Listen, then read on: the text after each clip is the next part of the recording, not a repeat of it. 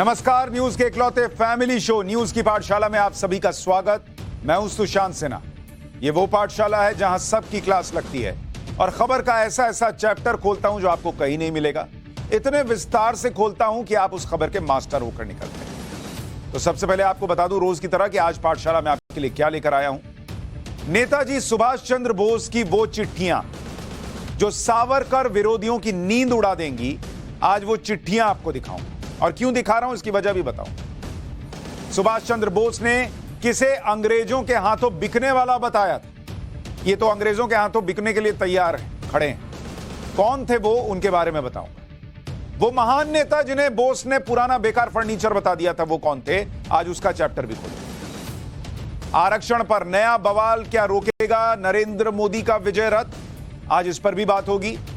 मोदी योगी को 2024 जीतने के लिए ट्रिपल टेस्ट से गुजरना होगा क्या, ये ट्रिपल टेस्ट क्या है, ये भी आपको बताऊंगा। इसके बाद एक बड़ा इंपॉर्टेंट चैप्टर आपके लिए, दिमाग खाकर मार देने वाले कीड़े का चैप्टर। पानी से दिमाग में एंट्री करता है, फिर पूरा दिमाग खा जाता है और मौत तय हो जाती है। वो कौन सी चीज है वो आपको बताऊंगा। और आखिर में वो चुनौतियां, वो फैसले जिन्होंने रतन टाटा को रतन टाटा बनाया, आज उसके बारे में बताऊंगा। कमाल के रतन टाटा पर की ऐसी कहानियां आज बताऊंगा जो बताएंगी कि कैसे वो रतन टाटा बने। लेकिन पाठशाला में सबसे पहले दिन भर की बड़ी खबरों का रिवीजन, फिर पहला चैप्टर।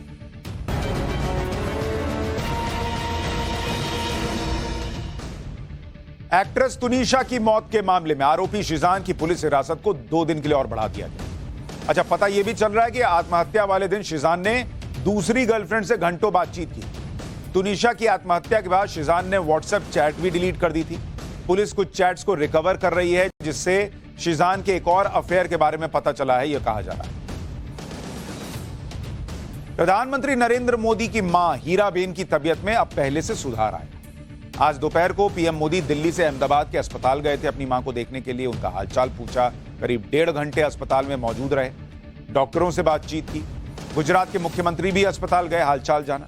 आज सुबह ही प्रधानमंत्री मोदी की मां हीराबेन की तबीयत अचानक बिगड़ गई थी, जिसके बाद उन्हें हॉस्पिटल में भर्ती करवाना पड़ा। कांग्रेस नेता मणिशंकर अय्यर ने फिर विवादित बयान दिया है। मणिशंकर अय्यर कह रहे हैं कि भारत टूटा हुआ है, हम जोड़ने का काम कर रहे हैं। इस पर बीजेपी ने उन्हें घेरा और कहा कि कांग्रेस देश का अपमान कर रही है, अय्यर को माफी मांगनी चाहिए। जम्मू के सिद्धरा में आज बड़ी आतंकी साजिश नाकाम कर दी गई। 4 आतंकी ट्रक लेकर हमला करने की फिराक में थे। सुरक्षा बलों ने एनकाउंटर में चारों आतंकियों को ढेर कर दिया। आतंकियों के पास से 7 AK-47 राइफल, 3 पिस्टल समेत दूसरे गोला बारूद को भी बरामद किया गया है। जिस ट्रक से वो आ रहे थे वो जम्मू से श्रीनगर जा रहा। मुंबई में एक बार फिर शिंदे और उद्धव गुट आपस में भिड़ गए। बीएमसी हेडक्वार्टर में दोनों गुटों के कार्यकर्ताओं ने प्रदर्शन किया। दोनों गुटों के कार्यकर्ताओं ने बीएमसी ऑफिस पर अपना दावा ठोक दिया। इस दौरान दोनों गुटों के बीच धक्का मुक्की भी हो गई। पुलिस ने बीच बचाव किया, तब जाकर मामला शांत हुआ। उत्तर प्रदेश के चंदौली में शराब माफिया के खिलाफ बड़ी कार्रवाई की। 13,000 लीटर से ज्यादा की शराब पर रोड रोलर चला दिया। 58 लाख रुपए की अवैध शराब को नष्ट कर दिया गया।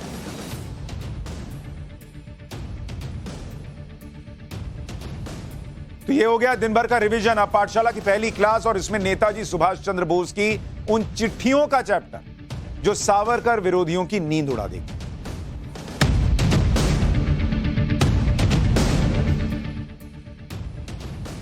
हमें अब तक जो इतिहास पढ़ाया गया ना, और हमें अब तक जो इतिहास बताया गया ना, उसमें आजादी के नायकों को 2 खेमे में बांटने की कोशिश की। यह दिखता है एक पूरी कोशिश है।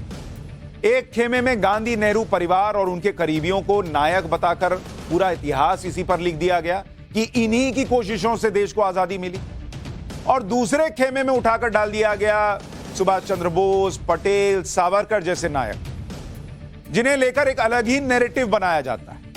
कुछ के बारे में तो बताया नहीं जाता और कुछ के बारे में गलत और अधूरा बताया जाता है। खास तौर पर सावरकर को लेकर आजकल खूब राजनीति हुई। वीर सावरकर को भला बुरा कहने में ही पूरा जोर लगाया जाता है, जिसमें यह एजेंडा सेट किया गया कि सावरकर जैसे नेता आजादी के संघर्ष के दौरान देश के साथ नहीं बल्कि अंग्रेजों के साथ खड़े थे, यह दिखाने का प्रयास किया गया। लेकिन आज कांग्रेस का स्थापना दिवस है और मुझे लगा कि जो कांग्रेस किसी अंग्रेज ने स्थापित की थी, जिसे गांधी जी चाहते थे कि आजादी के बाद खत्म कर दिया जाए, इतिहास सिर्फ उस कांग्रेस तक सीमित नहीं है, इतिहास उससे कहीं आगे पीछे बहुत कुछ है। और इसलिए हमें लगा कि इतिहास के साथ छेड़छाड़ करके खेमेबंदी करने वाले, कि एक तरफ हीरो दूसरी तरफ विलन बताने वाले ऐसे लोगों की पोल खोलनी चाहिए इसी कांग्रेस के स्थापना दिवस के दिन। देखिए, कुछ लोगों ने सावरकर को विलन साबित करने के लिए आजकल नेताजी सुभाष चंद्र बोस का नाम लेना शुरू किया,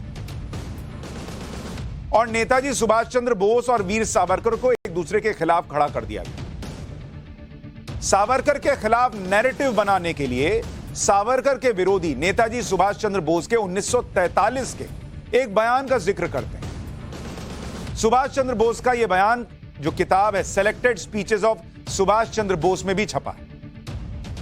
अच्छा, ये कौन सा बयान यूज करते हैं जिसमें सुभाष चंद्र बोस कह रहे हैं कि मैं मिस्टर जिन्ना, मिस्टर सावरकर और उन सभी नेताओं से जो अभी भी अंग्रेजों के साथ समझौता करने के बारे में सोचते हैं, उनसे एक बार यह महसूस करने का अनुरोध करूंगा कि आने वाले समय में कोई ब्रिटिश साम्राज्य नहीं होगा। भारत की आजादी की लड़ाई लड़ रहे सभी व्यक्तियों, समूहों या पार्टियों का कल के भारत में एक सम्मानित स्थान मिलेगा। आजाद भारत में ब्रिटिश साम्राज्यवाद के समर्थकों का कोई अस्तित्व नहीं हो। अब आप देखिए, इस बयान का इस्तेमाल किया जाता है कि भाई देखिए, सावरकर साहब तो अंग्रेजों के साथ समझौता करने वाले थे। यही वर्ड, अभी ये वर्ड जो आपको बता रहा हूं, इसको पकड़ के चलिएगा, ये बड़ा काम का वर्ड है, क्योंकि सारा नैरेटिव कैसे सेट होता है आपको समझ में आएगा। इतिहास को कैसे बताया जाता है अपने हिसाब से, वो इन लोगों ने कैसे किया है, उसको देखिएगा। इस वर्ड का इस्तेमाल किया जाता है कि देखिए, सुभाष चंद्र बोस कह रहे हैं कि सावरकर और जिन्ना को सोचना चाहिए कि अंग्रेजों के साथ समझौता करना है कि नहीं। इसका मतलब वीर सावरकर जो है वो तो अंग्रेजों के साथ समझौता करने वाले थे, ये नैरेटिव बना दो, बोस साहब का एक स्टेटमेंट ले लो। लेकिन इस बयान में सुभाष चंद्र बोस ने सावरकर के साथ जिन्ना का भी नाम लिया है और कहा कि ये अंग्रेजों से समझौता करने के बारे में सोचते हैं। ये एक सामान्य बयान। अभी ये समझौता वर्ड वो किसके किसके लिए यूज करेंगे, ये अभी आपको आगे बताऊंगा। तो सावरकर विरोधियों के कान से धुआं फेंकेगा, तो थोड़ा ठंड में भी पंखा चला के रखिए, वरना आंख के आगे धुआं आ जाएगा तो दिखेगा नहीं क्या क्या दिखाने वाला। इसी समझौता वर्ड को याद कीजिएगा, इसको जेब में रखिए। अभी निकालूंगा इतिहास के पन्ने। सुभाष चंद्र बोस के बयानों का जिक्र करने वाली किताब selected speeches of Subhash Chandra Bose से सावरकर वाला चैप्टर तो उठा लिया गया, स्टेटमेंट उठा लिया गया, लेकिन इसके आगे के पन्ने या तो पढ़े नहीं गए या फिर पढ़कर भी जानबूझकर धीरे से आगे पलट दिया, अनदेखी कर दी, या आपको पढ़ाया नहीं गया, क्योंकि उन लोगों के नैरेटिव को सूट नहीं करता जो सावरकर के खिलाफ अभियान चलाते रहते। इनमें खास तौर पर वामपंथी विचारधारा वाले लोग शामिल हैं। लेकिन सुभाष चंद्र बोस के जिस बयान को ये वीर सावरकर के खिलाफ अपने प्रोपेगेंडा का हथियार बनाते हैं, उन्हीं सुभाष चंद्र बोस ने 1943 में कम्युनिस्टों के बारे में, वामपंथियों के बारे में क्या कहा था, आपको सुनना चाहिए। कम्युनिस्ट पार्टी ऑफ इंडिया के बारे में क्या लिखा था, वो भी selected speeches of Subhash Chandra Bose में ही रिकॉर्डेड है, वहीं पन्ने में है, लेकिन ये वामपंथी नहीं बताते, ये मैं आपको बताऊंगा। इसी किताब में सुभाष चंद्र बोस ने लिखा गया है कि सोवियत संघ और जर्मनी के बीच जो युद्ध चल रहा है, सेकंड वर्ल्ड वॉर, इसकी शुरुआत के बाद से कम्युनिस्ट पार्टी के समर्थकों की संख्या कम होती जा रही है, क्योंकि कम्युनिस्ट पार्टी ऑफ इंडिया ने सोवियत संघ के सहयोगी ब्रिटेन का समर्थन करने का फैसला किया। यानी सुभाष चंद्र बोस ये मानते थे कि कम्युनिस्ट पार्टी ब्रिटेन का समर्थन कर रही थी, जिसकी वजह से भारत में कम्युनिस्ट पार्टी की लोकप्रियता कम हो रही थी। तो वामपंथी ये नहीं बताते कि हम तो खुद खड़े थे ब्रिटेन के साथ दूसरे वर्ल्ड वॉर में। क्यों खड़े थे भैया, अगर ये देश को आजादी दिलानी थी? ये वाला बयान नहीं बताते। अच्छा, इन लोगों को आज ये भी जान लेना चाहिए कि उस दौर के वामपंथी नेताओं के बारे में सुभाष चंद्र बोस की राय क्या थी। इसी selected speeches of Subhash Chandra Bose की किताब में 1941 के दौर में सुभाष चंद्र बोस कहते हैं कि भारत में ब्रिटिश सरकार ने एमएन रॉय जैसे कम्युनिस्ट नेताओं का भी भरपूर इस्तेमाल किया, जो अपने आप को ब्रिटिश सरकार के हाथों बेचने तक को तैयार थे। लेफ्ट के बड़े नेता, कम्युनिस्ट नेता एमएन रॉय के बारे में सुभाष चंद्र बोस कह रहे हैं कि ये तो अपने आप को ब्रिटिश सरकार के हाथों बेचने तक को तैयार थे।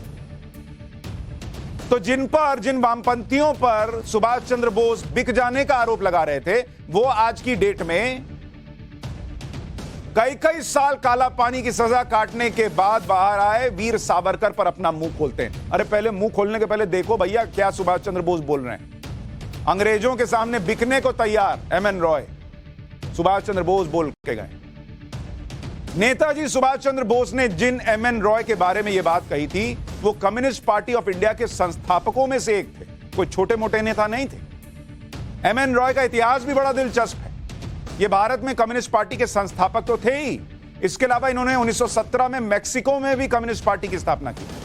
लेकिन 1936 में एमएन रॉय कांग्रेस में शामिल हो गए और 1940 में उन्होंने कांग्रेस छोड़ भी दी, क्योंकि कांग्रेस उस समय तक असमंजस की स्थिति में थी कि सेकेंड वर्ल्ड वॉर में अंग्रेजों को सपोर्ट किया जाए या नहीं। और एमएन रॉय चाहते थे कि सेकेंड वर्ल्ड वॉर में भारतीयों को अंग्रेजों का साथ देना चाहिए, जिससे जर्मनी और जापान जैसे देशों को आगे बढ़ने से रोका जाए।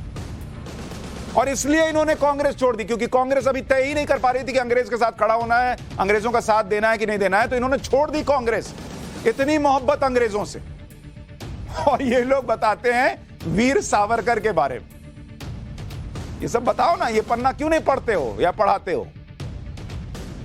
एमएन रॉय ने दूसरे विश्व युद्ध के दौरान अंग्रेजों का साथ देने वाली जो बातें कह रहे थे, वो वही नेताजी सुभाष चंद्र बोस को पसंद नहीं थी। और इसलिए बोस इन बातों को कह रहे थे कि कम्युनिस्ट नेताओं का अंग्रेजी सरकार ने भरपूर इस्तेमाल किया है और ऐसे नेता खुद को अंग्रेजी सरकार के हाथों बेचने के लिए तैयार। सावरकर को लेकर सुभाष चंद्र बोस ने क्या कहा था, वो तो सावरकर विरोधियों के नैरेटिव में फिट हो रहा था, तो उसे आपको बता दिया गया। लेकिन सुभाष चंद्र बोस ने और भी बड़े बड़े लोगों के बारे में कई और बातें की, वो आपको नहीं बताई गई, लेकिन आप उन्हें सुनेंगे तो आप हैरान रह जाएंगे।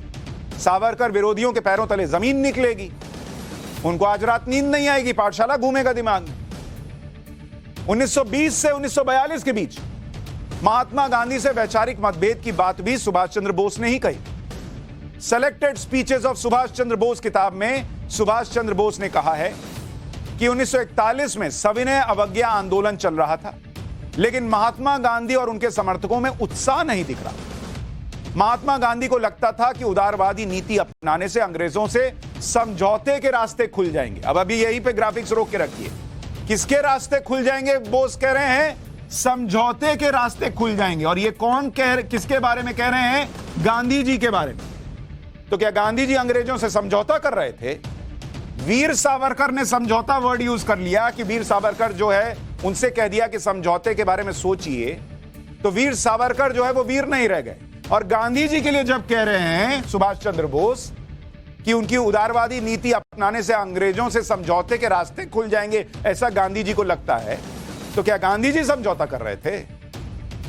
पूछिए ना इन लोगों से। इस देश में हिस्ट्री कैसे पढ़ाई गई है आपको आज ये दिखा रहा हूं पाठशाला में, आगे सुनिए। लेकिन यहां भी महात्मा गांधी को निराशा हाथ लगी। महात्मा गांधी की अच्छाई को उनकी कमजोरी समझ लिया गया और ब्रिटिश सरकार ने युद्ध के लिए भारत का जमकर शोषण किया। यह सुभाष चंद्र बोस कह रहे हैं। उस वक्त क्या चल रहा था इसे भी समझना चाहिए आपको। 1 सितंबर 1939 को दूसरा विश्व युद्ध छिड़ गया। हालात क्या थे सुनिए। जब जर्मनी ने पोलैंड पर आक्रमण कर दिया, इंग्लैंड और फ्रांस को डर था कि जर्मनी अब उनके ऊपर भी हमला कर देगा, इसलिए जर्मनी के हमले के 2 दिन बाद ही इंग्लैंड और फ्रांस ने जर्मनी के खिलाफ युद्ध का ऐलान कर दिया। अंग्रेजों ने इस युद्ध में भारत को भी शामिल कर लिया। उस वक्त भारत के वायसरॉय थे Lord Linlithgow. Viceroy Lord Linlithgow ने 1939 में यह ऐलान किया कि जर्मनी के खिलाफ युद्ध में भारत भी शामिल होगा। भाई वो तो राज कर रहे थे, उन्होंने कहा अपने आप जबरदस्ती हमको खींच लिया कि हम लड़ेंगे। इस युद्ध में भारत को घसीटने के ब्रिटिश सरकार के फैसले से उस वक्त कांग्रेस के नेता बहुत नाराज थे कि इसमें भारतीयों की राय नहीं ली गई। उस वक्त ब्रिटेन के लिए युद्ध में भारत का सपोर्ट बहुत जरूरी था, इसलिए वायसरॉय लिनलिथगो ने कांग्रेस के नेताओं को समझौते की पेशकश की। इस समझौते को अगस्त ऑफर के नाम से इतिहास में जाना जाता है और ब्रिटेन को भारत के समर्थन के बदले भारत को डोमिनियन स्टेटस देने का ऑफर ब्रिटिश राज ने दे दिया कि आप हमारे साथ लड़िए, हम आपको डोमिनियन स्टेटस दे देंगे, जिसे 1940 में कांग्रेस के वर्धा अधिवेशन में रिजेक्ट कर दिया गया और संपूर्ण आजादी की मांग की गई। यानी 1940 के वक्त तक कांग्रेस कह रही थी कि हमको पूर्ण आजादी चाहिए, और ये वामपंथी नेता एमएन रॉय कह रहे थे कि नहीं नहीं, आप चलिए ना, लड़ते हैं हम लोग अंग्रेजों के साथ। तो ये मतभेद था, इसलिए उन्होंने कांग्रेस छोड़ दी। इसके बाद महात्मा गांधी और दूसरे नेताओं ने व्यक्तिगत सत्याग्रह शुरू कर दिए और सत्याग्रहियों ने दिल्ली चलो आंदोलन शुरू किया। लेकिन कांग्रेस में वैचारिक मतभेदों की वजह से इस आंदोलन ने रफ्तार उस तरह से नहीं पकड़ी और आखिरकार दिसंबर 1940 में व्यक्तिगत सत्याग्रह का आंदोलन स्थगित कर दिया गया। यानी अंग्रेजों पर जो दबाव बन रहा था वो हट गया और साथ ही साथ पिछले 10 साल से चल रहा सविनय अवज्ञा आंदोलन भी सुस्त पड़ रहा था। इसी वजह से सुभाष चंद्र बोस को लग रहा था कि आंदोलन में कोई उत्साह नहीं है और आंदोलन को सुस्त करने की वजह कांग्रेस और महात्मा गांधी की यह सोच थी कि युद्ध के उस वक्त में अंग्रेजों के खिलाफ उदारवादी सोच अपनाने से आजादी की मांग पर अंग्रेजों से समझौता करने के रास्ते खुल जाएंगे। ऐसे हालात और कांग्रेस की ऐसी सोच को देखकर ही सुभाष चंद्र बोस ने अपनी किताब द इंडियन स्ट्रगल 1920 to 42 में लिखा है कि 20 मई 1940 को जवाहरलाल नेहरू ने हैरान करने वाला बयान दिया। यह सुभाष चंद्र बोस लिख रहे हैं। वो लिख रहे हैं कि नेहरू ने कहा कि जब ब्रिटेन जिंदगी और मौत के संघर्ष में फंसा है तो ऐसे में सविनय अवज्ञा आंदोलन शुरू करना भारत के लिए अपमानजनक होगा। यानी वो कह रहे हैं कि नेहरू जी तो ब्रिटेन की तरफ से सोच रहे हैं भाई कि वो बेचारा ब्रिटेन युद्ध में फंसा है और हम सविनय अवज्ञा आंदोलन करेंगे, ये तो भारत के लिए अपमानजनक होगा। यह बात सुभाष चंद्र बोस को पसंद नहीं आई। इसी तरह से महात्मा गांधी ने भी कहा कि हम अपनी आजादी ब्रिटेन की बर्बादी की कीमत पर नहीं चाहते, यह अहिंसावादी तरीका नहीं है। यह बात सुभाष चंद्र बोस को पसंद नहीं आई कि भाई ब्रिटेन जो हमें बर्बाद कर रहा है उसकी बर्बादी की कीमत पर हमको आजादी क्यों नहीं लेनी चाहिए। उनका तरीका अलग था, गांधी जी का अलग था। उन्होंने कहा यह तरीका ठीक नहीं है। यह एकदम साफ था कि महात्मा गांधी का गुट ब्रिटेन के साथ समझौता करने के लिए हर संभव कोशिश कर रहा था और उन्हें लग रहा था कि हम जितना इनके पक्ष में दिखेंगे ये उतना हमारे लिए अच्छा सोचेंगे। अंग्रेज किसी के लिए अच्छा सोचने वाले। यहां तक हालात बदल गए कि कांग्रेस के नेताओं के अपने विचार बदलकर युद्ध के दौरान अंग्रेजों का साथ देने का प्रस्ताव पास कर दिया गया। सुभाष चंद्र बोस ने इसका भी जिक्र किया। उन्होंने कहा कि ब्रिटिश सरकार की कांग्रेस के साथ समझौते की इच्छा को गांधी गुट ने बढ़ावा दिया। 16 जनवरी 1942 को वर्धा में कांग्रेस वर्किंग कमेटी ने एक बार फिर से ब्रिटेन को युद्ध में सहयोग का प्रस्ताव पास कर दिया। जो लोग 1940 में कह रहे थे कि हम आपके साथ नहीं हैं, उन्होंने 1942 में युद्ध में सहयोग देने का प्रस्ताव पास कर दिया। इसके फौरन बाद फरवरी 1942 में ब्रिटिश सरकार के कहने पर चाइनीज नेता मार्शल चियांग काई शेक ने भारत का दौरा किया और कांग्रेस नेताओं को ब्रिटेन के साथ समझौता करने के लिए प्रेरित किया। तो सुभाष चंद्र बोस को लग रहा है कि यह गांधी गुट जो था, इन्होंने अंग्रेजों का साथ देने का फैसला किया कि शायद अंग्रेज जो है हमारे लिए अच्छा सोचने लगेंगे, हमारे लिए बेहतर सोचने लगेंगे, हमको आजादी मिल जाएगी। इनको सुभाष चंद्र बोस को यह कमजोरी दिख रही थी गांधी गुट की। तो उनके सोचने को बदल दीजिएगा क्या, या कहिएगा कि नहीं महात्मा गांधी के लिए देखिए उन्होंने क्या कह दिया, महात्मा गांधी नहीं रह गए। इस समय दूसरा विश्व युद्ध चल रहा था और इस युद्ध में ब्रिटेन बुरी तरह से घिरा हुआ था। गांधी जी और कांग्रेस नेता नहीं चाहते थे कि ऐसे माहौल में ब्रिटेन का विरोध किया जाए। सुभाष चंद्र बोस को लग रहा था यही परफेक्ट टाइम है, ये घिरा हुआ है, इसको अभी घेर दो, इसको घुटने पे ले आओ। दूसरे विश्व युद्ध में भारत को घसीटने से भारत को कितना नुकसान हुआ, इसके बारे में आप सुनेंगे तो हैरान रह जाएंगे। जिस कांग्रेस पार्टी ने कह दिया कि हम अंग्रेजों के साथ मिलकर लड़ेंगे, उनका साथ देंगे, आप सुनिए दूसरे विश्व युद्ध में, सेकेंड वर्ल्ड वॉर में हमारा क्या हाल हुआ। सेकेंड वर्ल्ड वॉर WW, 87,000 सैनिक शहीद हुए, भारत शहीद हो गए। और ये हमारे अपने भारतीय थे। भारत के 87,000 सैनिक शहीद हुए और किसके लिए हुए? उन अंग्रेजों के लिए जो हम पर राज कर रहे थे। और ये बात सुभाष चंद्र बोस को पसंद नहीं आ रही थी। वो कह रहे थे इनके लिए हम लड़ेंगे, इनके लिए हम मरेंगे, ये तो हमको ऑलरेडी मार रहे हैं। तो तरीका अलग था। जिन अंग्रेजों से आजादी के लिए भारत में आंदोलन हो रहे थे, दूसरे विश्व युद्ध में हम उनके लिए लड़ रहे थे। नेहरू जी कह रहे थे कि भाई ये तो गलत टाइम है इनके साथ न जाने।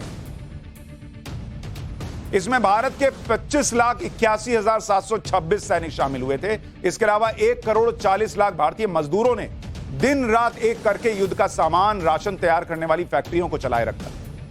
अगर भारत से इतनी मदद नहीं होती और भारतीयों को इस युद्ध में लगाया न जाता तो इंग्लैंड जर्मनी से युद्ध जीत नहीं पाता और बर्बाद हो जाता। और यही सुभाष चंद्र बोस को लग रहा था कि यह परफेक्ट टाइम है इनको घुटने पर लाने का अंग्रेजों को। इसी वजह से सुभाष चंद्र बोस कई बार गांधीवादी तरीकों पर सवाल उठाया करते थे। यहां तक कह दिया था कि गांधीवादी तरीकों को अंतर्राष्ट्रीय मामलों की समझ नहीं है।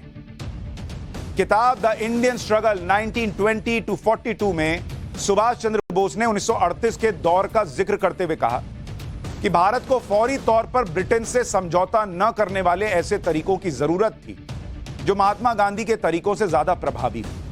उनको लग रहा था गांधी जी के तरीके से नहीं हो पाएगा। गांधीवाद अहिंसा से जुड़ा हुआ है और इस वजह से ब्रिटेन के साथ समझौते पर विचार करता है। समझौते वर्ड बोला ना, पकड़ के रखिएगा, समझौते। इसके अलावा गांधीवाद में अंतर्राष्ट्रीय मामलों की उतनी समझ नहीं थी। सुभाष चंद्र बोस को लगता था कि इन लोगों को, गांधीवादियों को, अंतर्राष्ट्रीय मामले समझ में नहीं आ रहे कि कैसे ब्रिटेन फंसा हुआ है, इसको अभी घुटने पे लिया। ये उनकी अपनी सोच थी, जिसकी वजह से वो उस वक्त चल रही अंतर्राष्ट्रीय आपदा को भारत की आजादी के लिए भुनाने का महत्व नहीं समझ पा रहे थे। इस समय एक ऐसी पार्टी की जरूरत है जो इन सारी कमियों को दूर कर सके और भारत को पूर्ण आजादी दिला सके।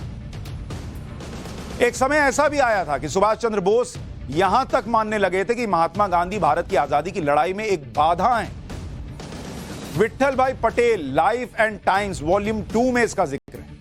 इस किताब में 1933 की एक घटना के बारे में बताया गया है जब सुभाष चंद्र बोस ने वियना में विट्ठल भाई पटेल से मुलाकात की थी। विट्ठल भाई पटेल सरदार पटेल के भाई थे और स्वतंत्रता के लिए लड़ाई लड़ रहे थे। उनकी किताब में लिखा हुआ है 1933 में वियना के होटल डी फ्रांस में सुभाष चंद्र बोस और विट्ठल भाई पटेल, जो वल्लभ भाई पटेल के भाई थे, उनकी मुलाकात होती। उस समय विट्ठल भाई पटेल बहुत बीमार थे। विट्ठल भाई पटेल ने गांधी की प्रतिरोध नीति के खिलाफ डिक्लेरेशन दिया और कहा कि भारत क्रांति के दौर में आ गया और हमें ज्यादा एक्टिव नीति की जरूरत है। मेरे युवा मित्र बोस खंजर की तरह घातक हमले के पक्ष में, लेकिन मेरा मानना है कि बहुत ज्यादा केयरलेस नहीं होना चाहिए। विट्ठल भाई पटेल के इस बयान पर सुभाष चंद्र बोस ने उनको टोका और कहा कि गांधी पुराने और बेकार फर्नीचर की तरह है। ये सुभाष चंद्र बोस कह रहे हैं, गांधी पुराने और बेकार फर्नीचर की तरह हैं। उन्होंने अपने समय में अच्छा काम किया है, लेकिन अब वो एक बाधा है। यह सुभाष चंद्र बोस की सोच थी। इसका मतलब यह नहीं कि वो महात्मा गांधी का अपमान कर रहे हैं या उनको मानते नहीं है, लेकिन उनको यह लग रहा है कि जो उनका तरीका है, जिस तरह से भारत को आजादी मिल सकती है, वो गांधी जी के तरीके से मैच नहीं खा रही, सूट नहीं कर रही देश को। तो उनको लग रहा है कि गांधी जी ने अच्छा काम किया, लेकिन अभी वो देश के काम के नहीं है, वो देश के लिए बाधा बन रहे हैं। ये सुभाष चंद्र बोस को लगता था। तो इसका मतलब क्या कि गांधी जी क्या जो महत्व है इस देश की आजादी की लड़ाई में, वो खत्म हो जाएगा क्या? मैं ये बातें आपको इसलिए बता रहा हूं कि आपको समझ में आए कि कैसे हिस्ट्री के पन्ने छुपाए गए, बीच बीच से फाड़ दिए गए और अपने मतलब की चीजें काट छाट के आपको दिखाई गई।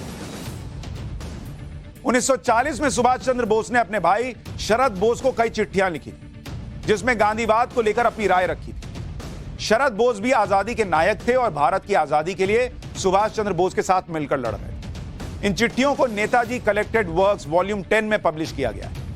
24 अक्टूबर 1940 को शरद बोस को लिखे पत्र में सुभाष चंद्र बोस ने कहा कि पवित्र पाखंड, सुनिए जरा, पवित्र पाखंड लोकतंत्र पर हमला करने वाले, विचित्र और समझ में ना आने वाले वो नियम जो गलत राजनीति के लिए प्रयोग किए गए, ये गांधीवाद का वर्तमान स्वरूप था और यह परेशान करने वाला, जिसकी वजह से कोई भी यह सोचने के लिए मजबूर होगा कि भारत को भविष्य में कौन ज्यादा नुकसान पहुंचाएगा, ब्रिटिश ब्यूरोक्रेसी या गांधी की हायरार्की। गांधीवाद पर सुभाष चंद्र बोस ने आगे कहा कि आदर्शवाद जो सच्चाई से दूर है और जिसका इकलौता उद्देश्य एक पवित्र कैरेक्टर के लिए भावनाओं का बुलबुला तैयार करना है, जो कि कभी भी अच्छे नतीजे नहीं दिला सकते। आजाद भारत में गांधीवाद की भूमिका को लेकर सुभाष चंद्र बोस ने अपने भाई शरद बोस को 31 अक्टूबर 1940 को एक पत्र और लिखा, जिसमें नेताजी ने कहा कि अगर स्वतंत्र भारत गांधीवाद के सिद्धांतों पर आगे बढ़ा तो वो गड्ढे में गिर जाएगी। ऐसा करके भारत उन वैश्विक ताकतों को भारत पर हमला करने का न्योता देगा जो हमेशा मौके की ताक में रहती। यह इतिहास का एक दूसरा पक्ष भी है जो आपको नहीं बताया, क्योंकि यह पक्ष जब आप सुन लेंगे और जब चर्चा इस बात पर होने लगेगी कि भाई आजादी की लड़ाई तो सब लड़ रहे थे, महात्मा गांधी भी, सुभाष चंद्र बोस भी, वीर सावरकर भी, उनके तरीके अलग हो सकते हैं, उनका आपस में मतभेद हो सकता है, लेकिन उसका मतलब यह नहीं कि कोई उनमें से एक कायर। इसलिए ऐसे प्रोपेगेंडा और ऐसी चीजों से बचिए। कायर तो शायद अगर सुभाष चंद्र बोस के हिसाब से चलेगा तो वही थे जो अंग्रेजों के सामने बिकने को भी तैयार थे, लेकिन आज वो बड़ी बड़ी बातें करते हैं। इसके कुछ हिस्से रह गए, वो आपके आने वाले दिनों में बताऊंगा कि जो लोग वीर सावरकर पर सवाल उठाते हैं, जब उनके खुद जेल जाने की बारी आई थी तो कैसे अंग्रेजों के घुटने पे गिर गए थे, वो आगे किसी दिन बताऊं। अब पाठशाला में आरक्षण पर उस बवाल का चैप्टर जिस बवाल के जरिए प्रधानमंत्री नरेंद्र मोदी के विजय रथ को रोकने की कोशिश की जा रही है। इस चैप्टर में आपको यह भी बताऊंगा कि वो ट्रिपल टेस्ट क्या है जिस टेस्ट से मोदी योगी की जोड़ी को 2024 जीतने के लिए गुजरना हो।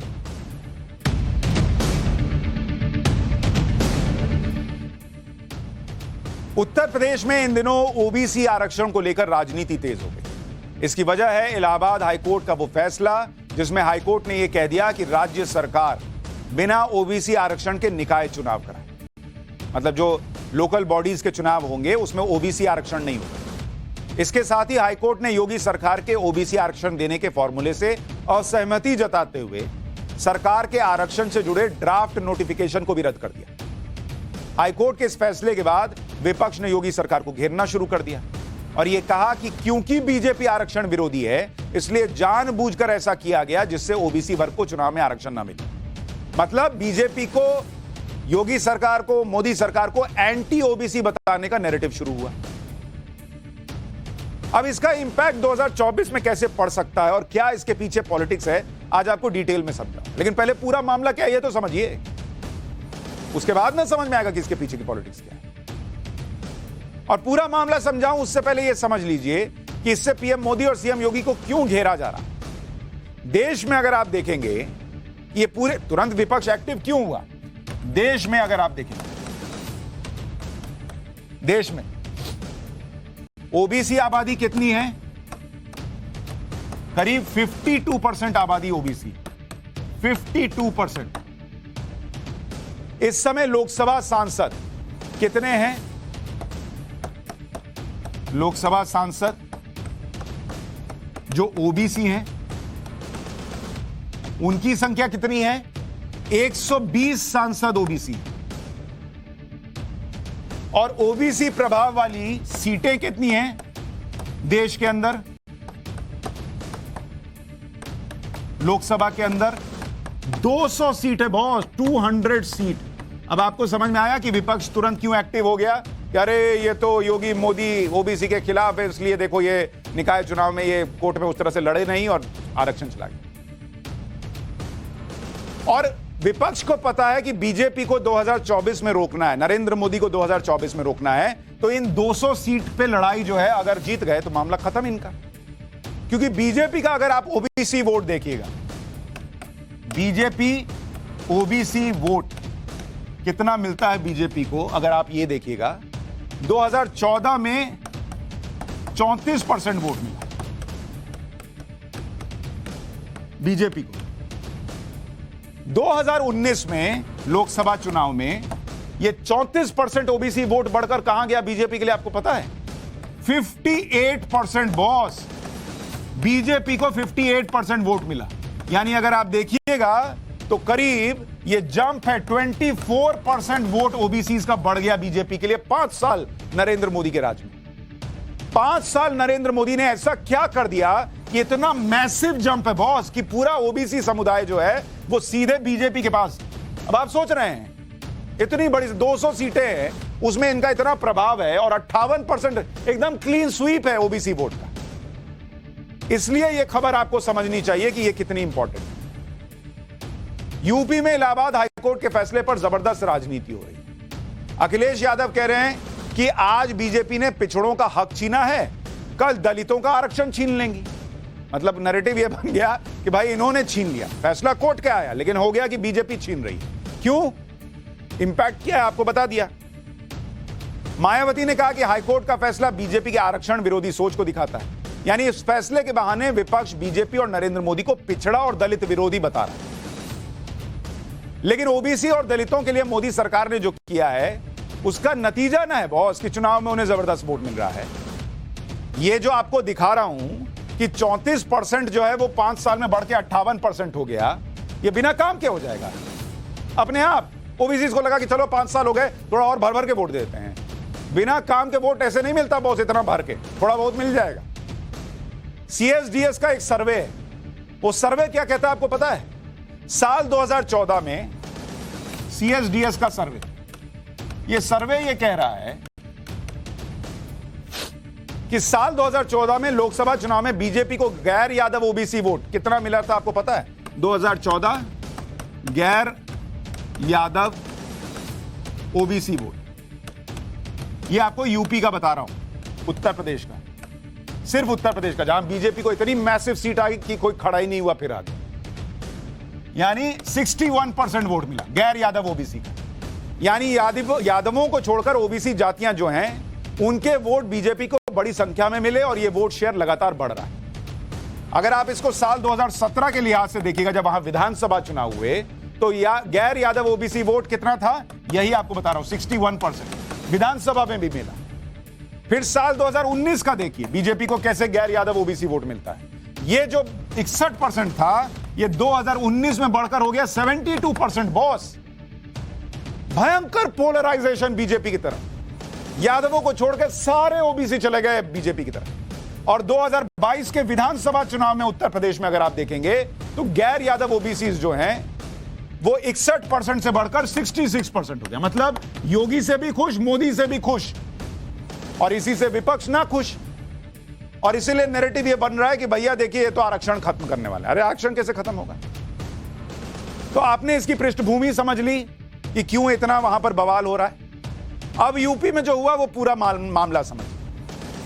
इलाहाबाद हाईकोर्ट की लखनऊ बेंच ने क्या किया कि यूपी सरकार को आदेश दे दिया कि सरकार बिना ओबीसी आरक्षण के निकाय चुनाव कराएगी। हाईकोर्ट ने योगी सरकार के निकाय चुनाव से जुड़े 5 दिसंबर के ड्राफ्ट नोटिफिकेशन को कैंसिल कर दिया, रद्द कर दिया, जिसमें नगर निकाय चुनाव में आरक्षित सीटों की जानकारी दी गई। तो पहले तो सवाल यह पूछना चाहिए कि भाई जिनको अगर आरक्षण नहीं देना होगा वो आरक्षित सीटें करके नोटिफिकेशन क्यों लाते?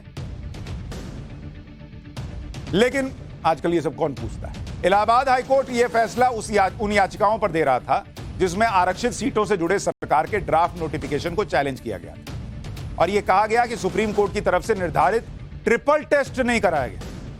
अब आपने ट्रिपल तलाक तो सुना था, यह ट्रिपल टेस्ट क्या है बॉस? ये अभी आगे बताऊंगा। याचिकाकर्ताओं का कहना था कि सरकार को सुप्रीम कोर्ट की ओर से यह तय फॉर्मूले का पालन करना चाहिए था। इस पर यूपी सरकार ने हाईकोर्ट को बताया कि उसने एक रैपिड सर्वे करा लिया था और यह ट्रिपल टेस्ट फॉर्मूले की ही तरह था। लेकिन हाईकोर्ट ने ट्रिपल टेस्ट को जरूरी बताते हुए कहा कि जब तक ट्रिपल टेस्ट पूरा नहीं होगा तब तक पिछड़े वर्ग को आरक्षण नहीं दिया जा सकता, क्योंकि ट्रिपल टेस्ट की प्रक्रिया कठिन है, इसमें टाइम लगेगा। हाईकोर्ट ने राज्य सरकार और राज्य चुनाव आयोग को आदेश दे दिया कि जो पिछड़े वर्ग की सीटों को सामान्य श्रेणी की सीटों में डाल लीजिए और चुनाव की घोषणा कर दीजिए जल्दी, क्योंकि कई निकाय चुनावों का टर्म जो है वो 31 जनवरी 2023 को खत्म हो रहा है। तो उनको जनरल कैटेगरी में मिला के आप चुनाव करा लीजिए, ये कोर्ट ने कह दिया। अब ट्रिपल टेस्ट बचा हुआ, उस पर आऊंगा अभी।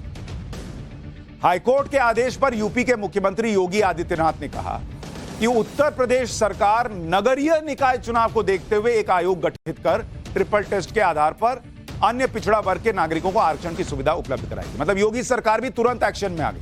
उन्होंने कहा कि हम बना दे रहे हैं तुरंत कमेटी, इसके बाद ही नगरीय निकाय चुनाव संपन्न कराए जाएंगे और जरूरत पड़ी तो सरकार हाईकोर्ट के फैसले को देखते हुए सभी कानूनी पहलुओं पर विचार कर सुप्रीम कोर्ट में अपील करेगी। मतलब योगी सरकार यह कह रही है कि हमने ट्रिपल टेस्ट के लिए जो पहली कड़ी है वो पूरा कर दिया, चुनाव तो आरक्षण के साथ ही कराएंगे, ये भी मैसेज दे दिया, और कहा कि सुप्रीम कोर्ट जाना पड़ेगा तो सुप्रीम कोर्ट भी चले जाएंगे। तो वो भी पूरा एक्टिव, उनको भी पता है कि भैया ओबीसी का आरक्षण पे अगर बवाल मच गया कि हम आरक्षण हटा रहे हैं तो ये जो भर भर के वोट आ रहा है ये सब चला जाएगा। विपक्ष चाह रहा कि ये चला ही जाए। लेकिन ओबीसी पर हो रही राजनीति की हवा भी मुख्यमंत्री योगी आदित्यनाथ ने निकाल दी। योगी सरकार ने पिछड़े वर्ग आयोग का गठन कर दिया। रिटायर्ड जज राम अवतार सिंह को इस आयोग का अध्यक्ष बना दिया गया। इसके अलावा आयोग में 4 सदस्य हैं, 2 रिटायर्ड आईएएस हैं जो कानूनी विशेषज्ञ हैं, और आयोग का कार्यकाल 6 महीने का होगा। आयोग के गठन की अधिसूचना जारी कर दी गई है कि 6 महीने में आप दे दीजिए रिपोर्ट।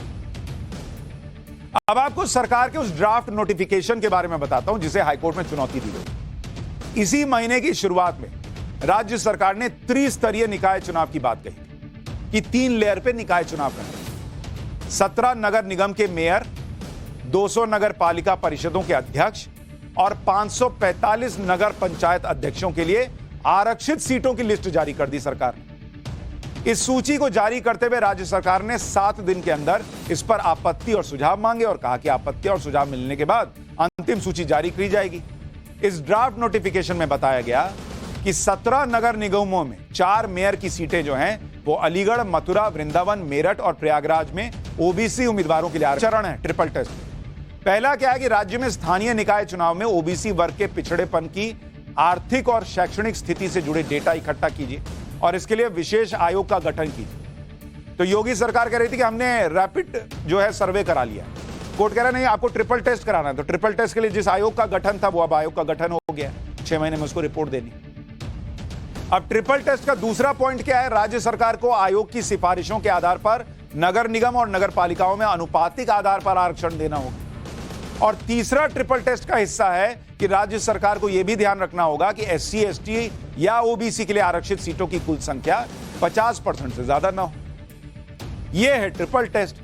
कोर्ट कह रही है आपने ये ट्रिपल टेस्ट पूरा नहीं किया। वो कह रहे हैं हम कर देंगे, अभी कर देंगे। अब ट्रिपल टेस्ट शुरू कब से हुआ, कब सुप्रीम कोर्ट ने इस पर आदेश दिया, वो भी सुन लीजिए। साल 2010 में सुप्रीम कोर्ट ने चुनाव में ओबीसी आरक्षण देने पर यह कहा कि यह आरक्षण मजबूत डेटा के आधार पर दिया जाना चाहिए। कोर्ट की बात भी सही है कि डेटा तो मजबूत हो, किसी को भी आरक्षण नहीं ना दे देंगे, जिससे पता चल सके कि आरक्षण की सही जरूरत कहां है, उस तक पहुंचे। फिर महाराष्ट्र के निकाय चुनाव में ओबीसी आरक्षण की वैधानिकता पर सुनवाई करते हुए मार्च 2021 में 3 लेयर टेस्ट यानी ट्रिपल टेस्ट कराने का आदेश दिया और यह कहा कि राज्यों को इसका पालन करना ही होगा। यही मामला यूपी में आया कि ट्रिपल टेस्ट ये नहीं कराएं। इसके बाद साल 2021 में अलग अलग कोर्ट ने ओडिशा और मध्य प्रदेश में चुनाव में ओबीसी आरक्षण को इसी आधार पर हटा दिया। इस साल कर्नाटक और पटना हाईकोर्ट ने भी आरक्षण से जुड़े राज्य सरकार के नोटिफिकेशन को नहीं माना था। हालांकि इसी साल मई में जब मध्य प्रदेश ने ओबीसी आरक्षण के लिए ट्रिपल टेस्ट का पालन किया तो सुप्रीम कोर्ट ने मध्य प्रदेश में निकाय चुनाव में ओबीसी आरक्षण को मंजूरी दे दी। नरेंद्र मोदी को ओबीसी विरोधी साबित करने में विपक्ष फेल हो जाएगा, क्योंकि एक तो नरेंद्र मोदी खुद ओबीसी वर्ग से आते हैं, दूसरी बात ओबीसी के लिए प्रधानमंत्री नरेंद्र मोदी ने ऐसे ऐसे फैसले किए हैं जो कभी नहीं किए गए, तो वो 1 मिनट में भूल तो नहीं जाएगा। अच्छा, अभी योगी आदित्यनाथ भी तुरंत कर दिए काम कि भाई बनाओ आयोग, तो वो भी ना दिख रहा है, 1 मिनट में थोड़ी हो रहा है। नरेंद्र मोदी ने क्या किया जरा आपको बताता हूं। ऐसे भर भर के जो वोट मिला ऐसे नहीं मिला। राष्ट्रीय पिछड़ा वर्ग आयोग को संवैधानिक दर्जा दे दिया उन्होंने आने के बाद, जिससे उसके अधिकार और शक्तियां बढ़ गई। फिर रोहिणी कमीशन का गठन किया जिससे ओबीसी के अंदर सभी जातियों को आरक्षण का समान लाभ मिल सके। मेडिकल छात्रों के ऑल इंडिया कोटे में 27% ओबीसी आरक्षण देना, जो 1986 से नहीं था, 2007 में सुप्रीम कोर्ट ने करेक्ट किया। केंद्रीय संस्थानों में लागू हुआ लेकिन राज्यों में लागू नहीं हुआ। ओबीसी पर 127वां संविधान संशोधन बिल पास करवाया जिसमें ओबीसी जातियों की लिस्ट बनाने में राज्यों के अधिकार बहाल हुए। इसके अलावा आप यह भी देखिए कि नरेंद्र मोदी कैबिनेट में 27 ओबीसी मंत्री, यूपी में योगी कैबिनेट में 20 ओबीसी मंत्री, अभी गुजरात में सरकार बनी वहां 17 मंत्रियों में 7 ओबीसी हैं। तो ओबीसी को भी दिख रहा है ना भाई, 1 मिनट में उड़ के कह दीजिएगा अरे ये तो आरक्षण खत्म कर रहे हैं, ओबीसी विरोधी हैं, उसको भी समझ में आ रहा है कि बैठो, हमको नहीं दिख रहा है। ओबीसी को तो दिख रहा है, लेकिन वो जो आपको नहीं दिखेगा और आपका दिमाग चाट जाएगा, खा जाएगा, मार देगा, उस कीड़े का चैप्टर अब खोलता हूं जो दिमाग में पहुंच गया तो पूरा दिमाग खा जाता है और जान से मार देता है।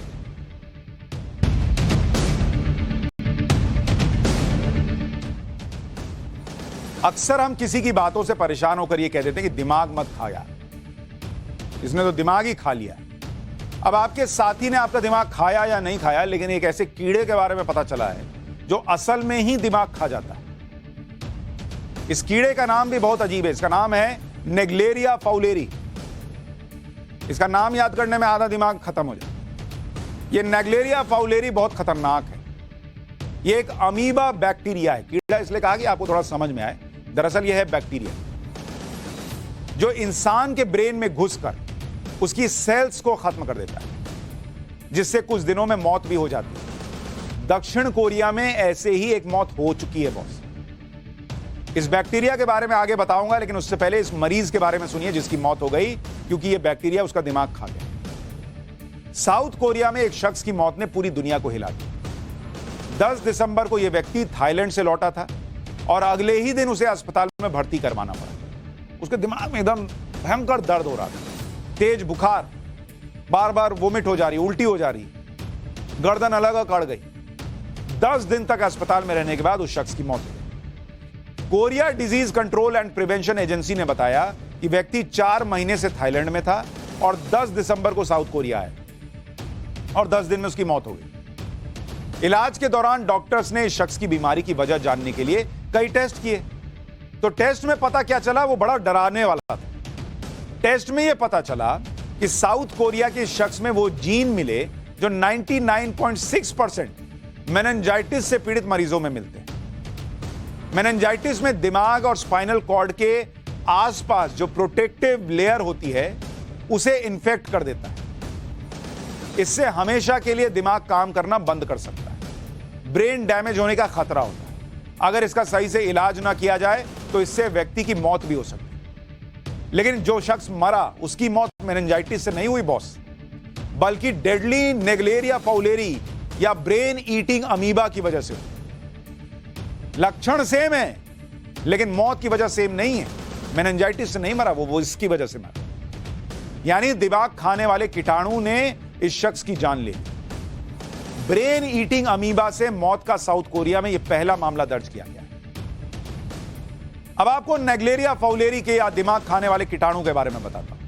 यह दिमाग खाने वाला सूक्ष्म जीव या कीटाणु अक्सर गर्म मीठे पानी में पनपता है, जैसे किसी झील, नदी या किसी गर्म झरने में। जब आप ऐसी किसी वाटर बॉडी में स्विमिंग के लिए जाते हैं, उस समय पानी में अपना सिर भी भिगोते हैं, तो यह आपके शरीर में पानी के साथ नाक से घुस सकता है और फिर नाक के जरिए आपके दिमाग तक पहुंच जाता है।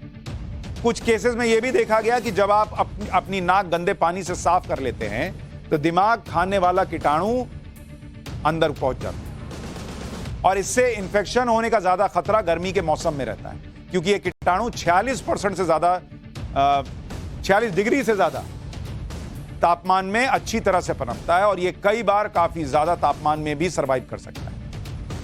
अच्छा, छोटा इतना है इसे आप सिर्फ माइक्रोस्कोप से देख सकते हैं, ये नहीं कि पानी में आपको दिख जाए। अच्छा, एक बार अगर आपके अंदर ये कीटाणु घुस गया, उसके बाद ये सीधे व्यक्ति के दिमाग पर अटैक करता है, दिमाग के सेल्स को खा जाता है, उसे संक्रमित कर देता है, जिस वजह से वो व्यक्ति खतरनाक infection, primary amoebic meningoencephalitis से पीड़ित हो जाता है। ये 1 से 12 दिन के अंदर इसके लक्षण दिखने शुरू हो जाते हैं। इसके शुरुआती लक्षण में सिरदर्द, बुखार, वोमिटिंग, जी मचलना, लड़खड़ाकर बोलना जैसे लक्षण शामिल हैं।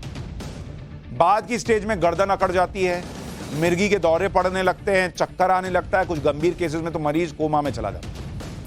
यह भी देखा गया है कि कई केस में यह इंफेक्शन काफी तेजी से फैलता है और 5 दिन के अंदर मरीज की मौत तक हो जाती है।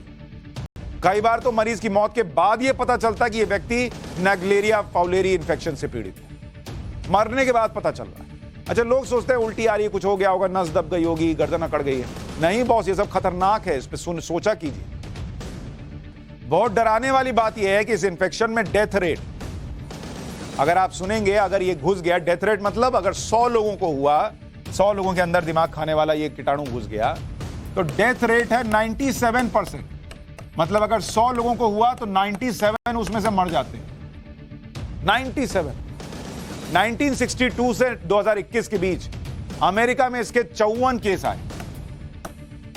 154 केस, माफ कीजिए। डिपार्टमेंट ने एक एहतियातन बयान जारी कर दिया कि नेग्लेरिया फाउलेरी के इन्फेक्शन को रोकने के लिए लोगों को अभी स्विमिंग से बचना चाहिए और जिस इलाके में ये केस आया है वहां साफ पानी का इस्तेमाल करना चाहिए। अभी तक इस इन्फेक्शन का कोई ट्रीटमेंट मौजूद नहीं है। हालांकि कुछ दवाइयां हैं जो इस बीमारी से पीड़ित व्यक्ति को दी जाती हैं।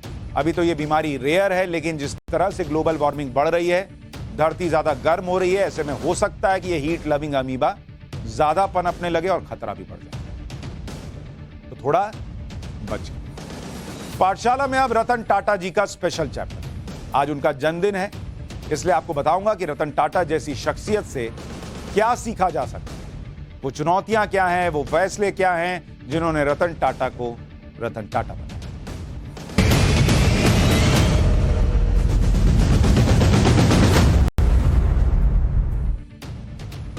आज देश के विख्यात उद्योगपति रतन टाटा जी का 85वां जन्मदिन, 85th बर्थ। रतन टाटा को पूरा देश अपना रोल मॉडल मानता है। रतन टाटा को आप शालीनता का ब्रांड एम्बेसडर भी कह सकते हैं। एकदम सॉफ्ट बोलते हैं, प्यार से बोलते हैं, गुस्से में तो शायद ही किसी ने देखा हो। वो बदलते भारत की तस्वीर के सबसे बड़े गवाहों में से एक, क्योंकि देश के विकास में उनकी बहुत बड़ी भूमिका है। उम्र के इस पड़ाव में रतन टाटा आज भी सपने देखते हैं और सपने देखने वालों की मदद भी करते हैं। देश की इतने बड़े उद्योगपति होने के बावजूद उन्होंने नए नए स्टार्टअप में निवेश किया। ये नहीं सोचा कि इसमें नुकसान भी हो सकता है। पुरानी सोच में नहीं फंसे रहे, ये स्टार्टअप क्या है, इसमें नहीं फंसे, उन्होंने इन्वेस्ट किया स्टार्टअप में। लेकिन इस मामले में रतन टाटा का मानना है कि युवाओं के सपनों को सच करना है तो उन पर भरोसा करना पड़ेगा। आज आपको रतन टाटा के जीवन के कुछ रोचक किस्से बताता हूं, जिससे आप बहुत कुछ सीख सकते हैं।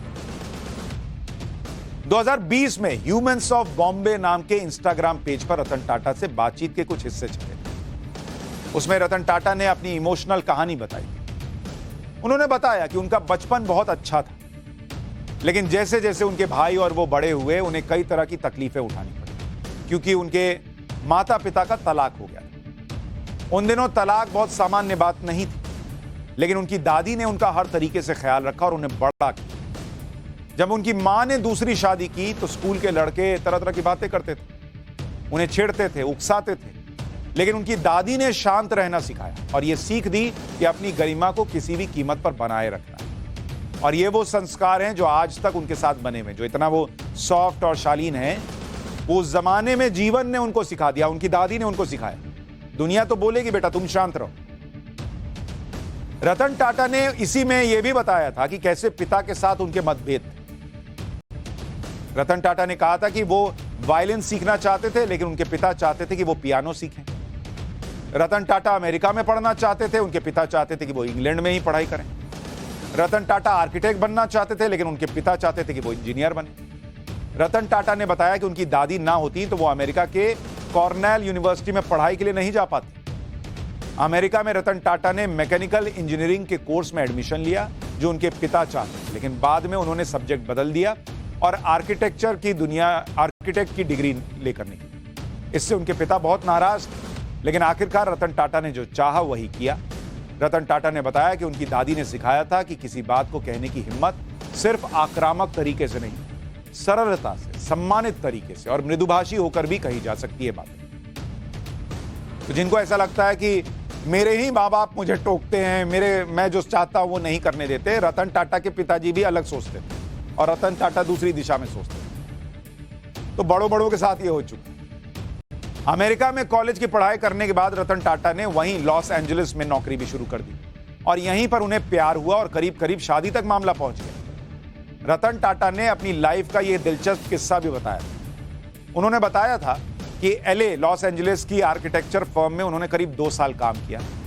वहां का मौसम शानदार था, उन्हें अपनी नौकरी बहुत पसंद थी, उनके पास अब अपनी गाड़ी हो चुकी थी और इसी दौरान लॉस एंजलिस में उन्हें प्यार हुआ और करीब करीब शादी तक बात पहुंच गई, लेकिन हुई नहीं। हुआ क्या कि उन्हें टेम्पररी भारत लौटने का फैसला करना पड़ा, क्योंकि उनकी दादी पिछले 7 साल से बीमार थी और उनकी तबीयत बिगड़ रही।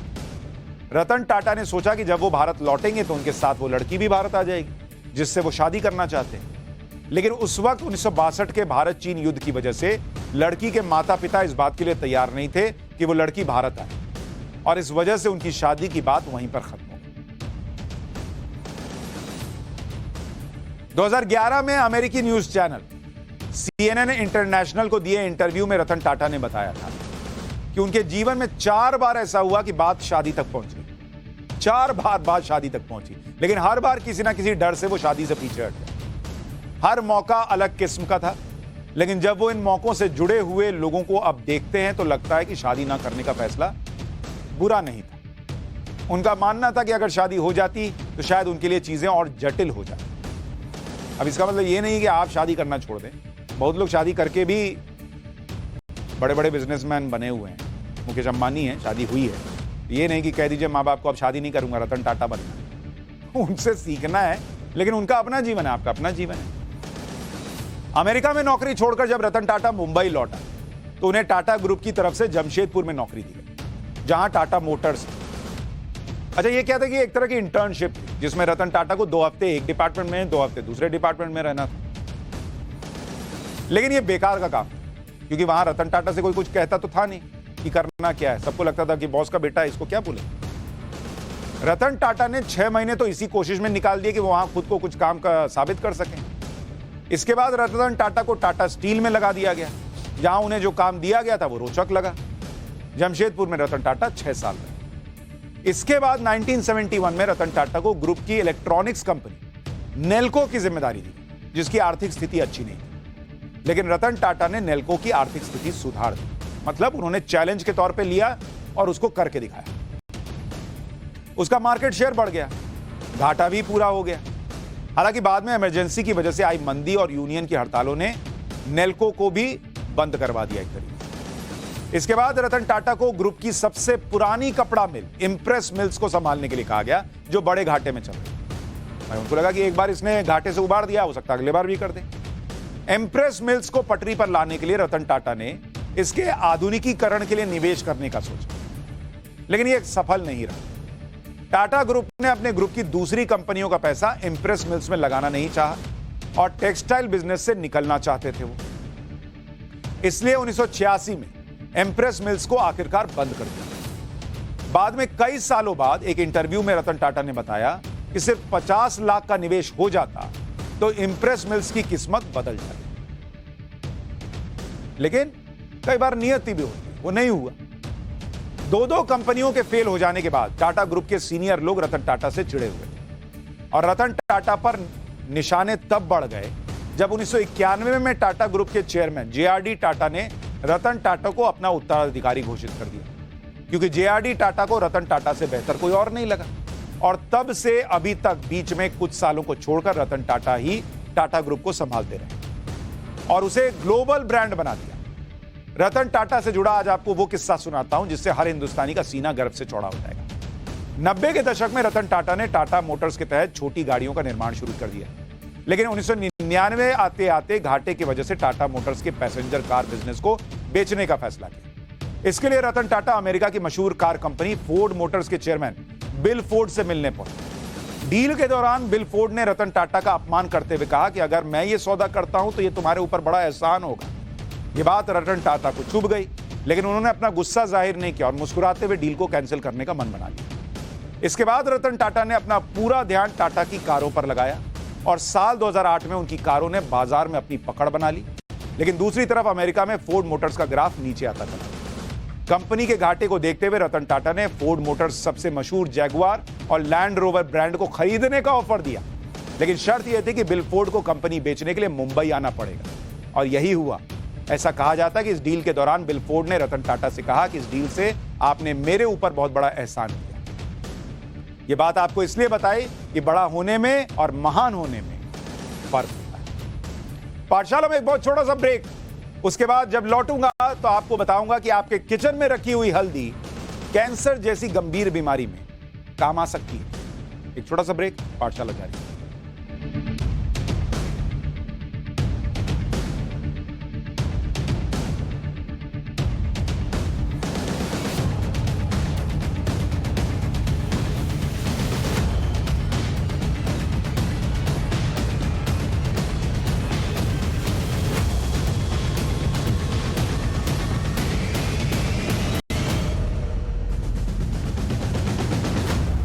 Special class.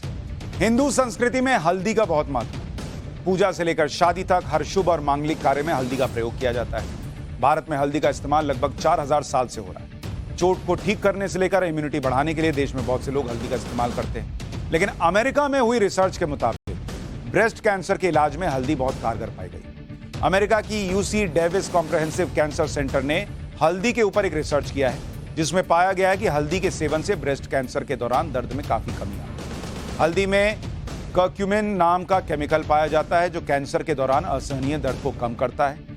यही कर्क्यूमिन केमिकल दूसरी गंभीर बीमारियों जैसे प्रोस्टेट कैंसर, दिल की बीमारियों में बहुत फायदेमंद होता है। यहाँ ध्यान देने वाली बात यह है कि हल्दी की मात्रा कितनी हो, ये किसी अच्छे आयुर्वेदिक डॉक्टर से पूछनी चाहिए, लेकिन कुछ रिसर्च ऐसा कह रही है, मुझे लगा आपको बताना चाहिए। पाठशाला में आज के लिए इतना ही। कल रात 8:50 फिर मुलाकात होगी। नमस्कार।